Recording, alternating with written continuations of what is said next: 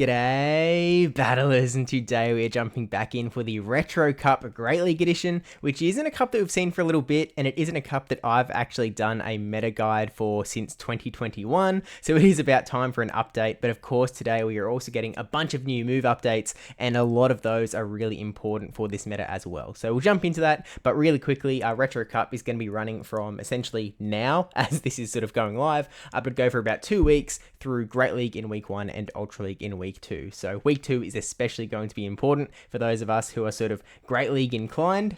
We will still have sort of Retro Cup to play in that second week. And for those who don't know what Retro Cup is, it is going to be a meta in the Great League with Dark, Steel, and Fairy types banned, essentially the 3 typings that did not exist in Gen 1. So they were sort of released later on in Pokemon's lifespan. But with that said, let's just jump straight into the meta simplified infographic for the thumbnail. And so basically we've just got 3 groups here in the sort of main graphic, and we have some other very important Pokemon sort of along the sides as well. So straight away, I will say, because we don't have Steel types, we don't have Dark types, we don't have Fairy types, what that sort of means is that Dragon types become really important, because what resists Dragon? Well, Steel does and Fairy does. And so now Dragon just sort of has a free reign to do a lot of damage.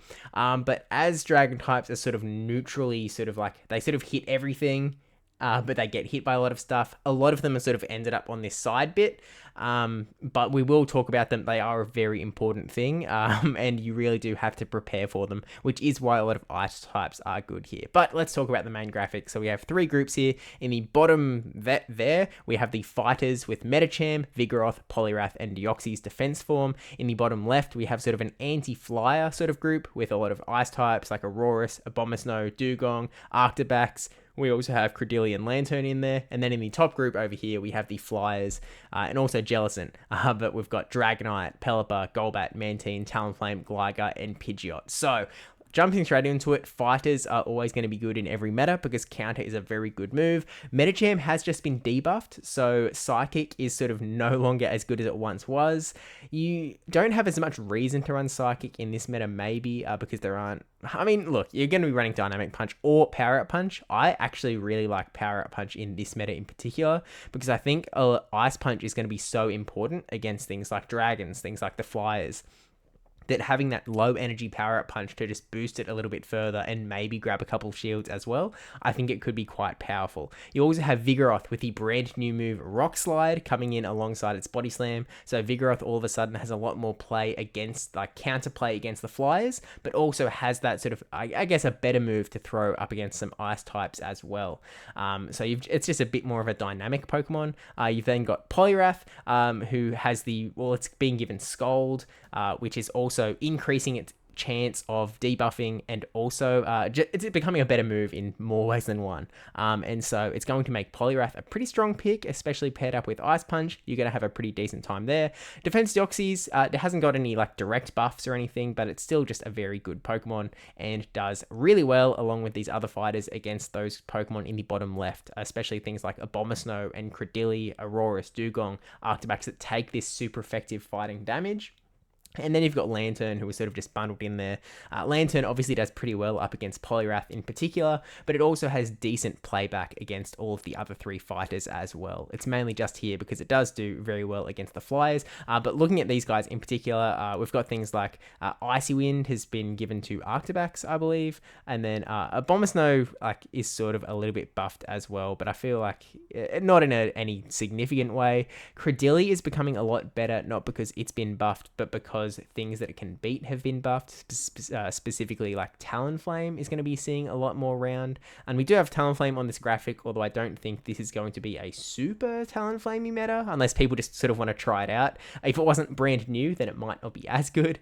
But Dugong also hanging around is just a bulky Pokemon with access to Drill Run as well, so you can sort of hit back against Lanterns that it couldn't do 4 months ago.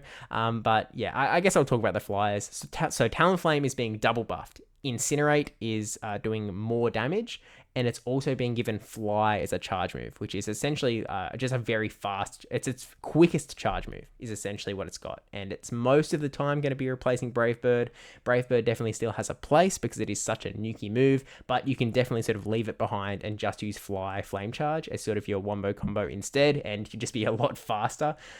It's even faster than Flame Charge on, well, I think the first 2 charge moves, it's the same timing, but then the third one, you get it 1 Incinerate quicker.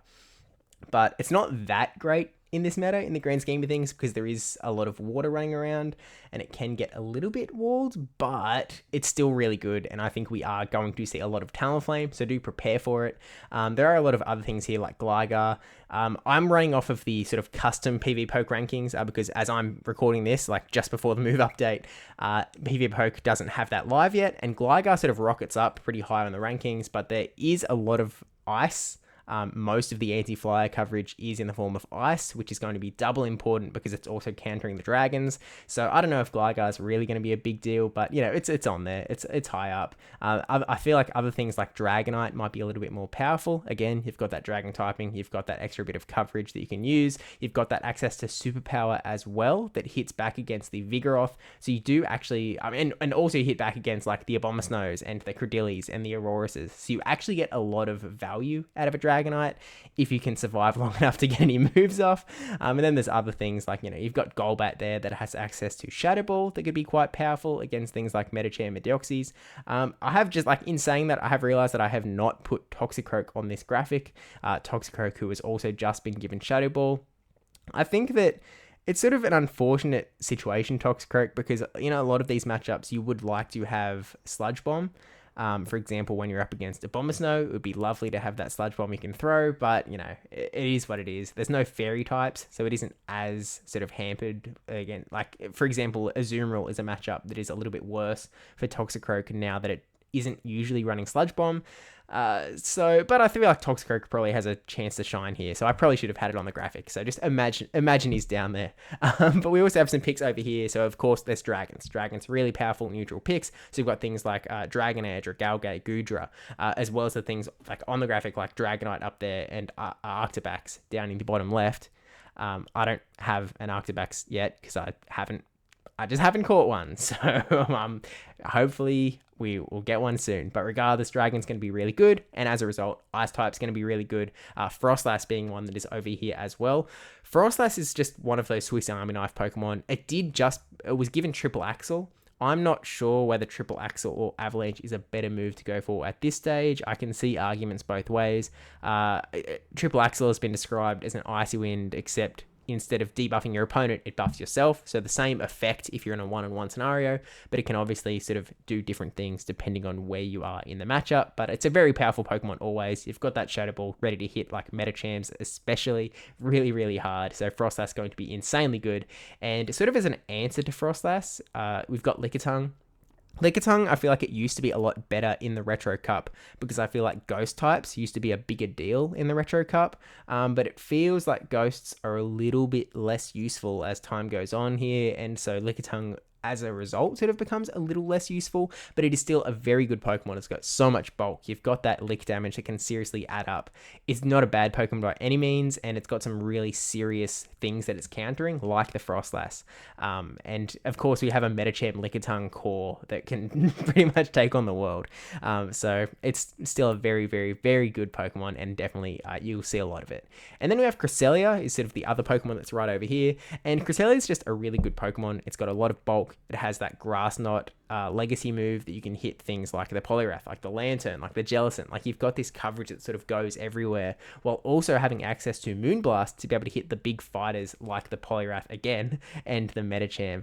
Obviously, you don't get super effective damage against Vigoroth because Vigoroth has the normal typing, so it's not actually a fighter. It just uses counter and sort of gives off vibes of a fighter, but you know, it's still a very good Pokemon. And there's of course other Pokemon on here that I haven't mentioned that aren't on here. For example, Charizard, always a scary Pokemon when you can get a Blast Burn off, while also having Dragon Claw for coverage against the dragons. You've got things like Toxapex that could potentially make an impact, especially if Talonflame is like even more used than I'm expecting it to be used.